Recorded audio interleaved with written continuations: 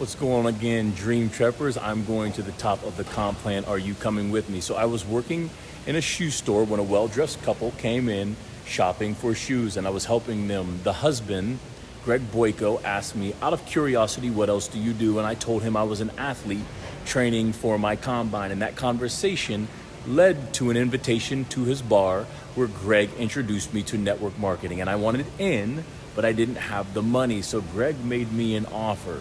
Come back tomorrow with the contact information of 200 people that you know, and I'll pay your initiation fee. I thought that was a good deal. So the next day I came back with 350. That effort caused Greg to introduce me to a network of millionaires who would completely change my understanding of business. Years later, I asked him, why did you do that for me? And he said, Jay, I asked people for a list and most won't even bring me 10. You nearly doubled what I asked for. I knew that you were worth my time. So listen to me. Sometimes the person you least expect will be the connection to your next blessing. That's why you've got to watch who's in your circle, because eventually you're going to face giants. Rejection is a giant. Fear is a giant. Unbelief is a giant. And failure also is a giant. And giants don't show up because you're going in the wrong direction. Sometimes they show up because there's something valuable on the other side of them. My junior year of high school, I had a basketball coach named Todd Whiteman. Coach told me I needed to take the ACT if I wanted to qualify for college and continue playing ball. So we scheduled the test. I didn't show up.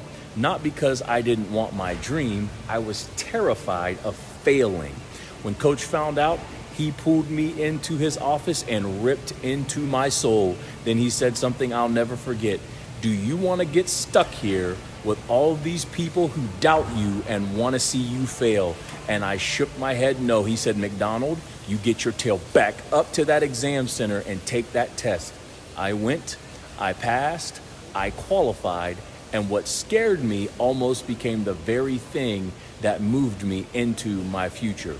Coach Whiteman saw something I couldn't see yet, and that's why you need giants in your circle too. People whose thinking is bigger than your fear. Years later, someone I was encouraging told me, you're a walking TED Talk. Every time you open your mouth, somebody leaves believing in themselves. That conversation helped me recognize my gifts. Suddenly, the struggle made sense. The rejection made sense. The disappointments made sense, because everything I had survived had been developing something I would eventually give away. And maybe that's what your giants are doing for you. Some of you have been cut from teams.